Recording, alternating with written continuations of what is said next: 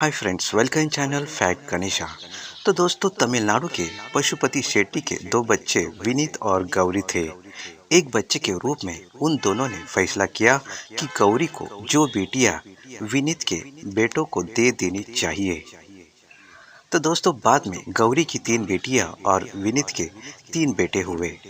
गौरी की सबसे छोटी बेटी का नाम सगुना था। जी हाँ दोस्तों, गौरी के घर में लक्ष्मी प्रसन्न थी। लेकिन जैसे जैसे विनीता की किस्मत पलटी, वो गरीब होता गया। तो दोस्तों, भाई को गरीब होते देखकर वो वादा भूल गई और पहली दो बेटियों की शादी अमीरों के घर में कर दी।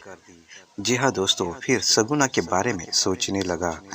सगुना को यह सुनकर दुख हुआ कि गौरी यानी कि अपनी माँ ने अपने भाई से अपना वादा तोड़ दिया था। जी हाँ दोस्तों, उसने विनीत के सबसे छोटे बेटे से शादी करने का फैसला किया। गौरी को उस पर गुस्सा आ गया, लेकिन उसने हार नहीं मानी। जी हाँ दोस्तों, उसने शादी कर ली और विनीत के घर आ गई। गरीबी ने दुनिया की देखभाल करना शुरू कर दिया। तो दोस्तों, एक दिन जब उस नगर का राजा स्नान करने गया तो उसने अंगूठी बाजू में रखकर स्नान करना शुरू किया। पर तभी एक कौवे ने उसकी अंगूठी उठा ली। जी हाँ दोस्तों, कुछ खाने का पदार्थ समझकर कौवे ने उस अंगूठी को उठा लिया।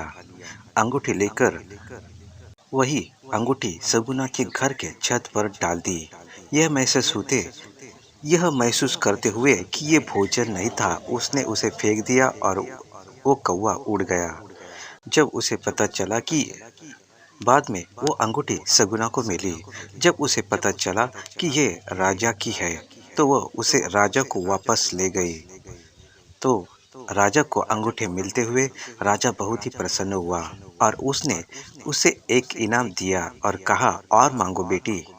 सुगुना ने पूछा, राज्य में अगले शुक्रवार को ही मेरे घर में रोशनी हो, किसी और घर में नहीं। राजा ने वैसा ही किया। तो दोस्तों, फिर शुक्रवार को सगुना ने घर की सारी बत्तियां जला दी। उसने उपवास किया। राज्य में किसी के घर में बत्ती नहीं थी। राज्य में किसी भी घर में बत्ती नहीं थी। अपने दोने अपने दोनों दीर को एक आगे और पीछे के दरवाजे पर खड़ा कर दिया और उनसे कहा कि जो भी सवासीन यानी कि सुहागिन महिला घर में आए तो उनसे वादा कर लेना कि वो हमारे घर से फिर वापस न जाए। तो दोस्तों, एक दीर आगे खड़ा रहा और एक पीछे के दरवाजे पर खड़ा रहा। तो दोस्तों, इस प्रकार घर में केवल लक्ष्मी ही रही और अवदसा ने घर छोड़ दिया। तो दोस्तों, इस घटना से सगुना के घर लक्ष्मी सदा बनी रही और घर में खूब धन संपदा आती रही। तो दोस्तों, इस तरह राज्य में लोग सुगुना को लक्ष्मी का अवतार मानने लगे और ऐसी कहानी दीप अमावस्या के लिए बताया जाता है। तो दोस्तों, दीप अमावस्या का महत्व यही है कि इस दिन दीप जलाने से घर में अखंड लक्ष्मी रहती है, मतलब घर से लक्ष्मी जाती नहीं है। तो दोस्तों, इस तरह है ये लक्ष्मी की कहानी। दोस्तों, इस तरह ये कहानी है सुगुना की, यानी कि उसे सब लक्ष्मी कहने लगे क्योंकि उस घर में सदा ही लक्ष्मी रहती है। क्योंकि दोस्तों, एक अखंड जीव। तो दोस्तों, इस तरह दीप जलाने से, अमावस्या के दिन दीप जलाने से घर में अखंड लक्ष्मी रहती है। तो दोस्तों, आप भी अखंड लक्ष्मी चाहते हैं तो अमावस्या के दिन एक दीपक अवश्य जलाना चाहिए। तो दोस्तों, आपको ये वीडियो कैसा लगा? अच्छा लगा तो लाइक शेयर और कमेंट जरूर कीजिएगा और कमेंट बॉक्स में जय महालक्ष्मी माता अवश्य लिखिएगा। धन्यवाद।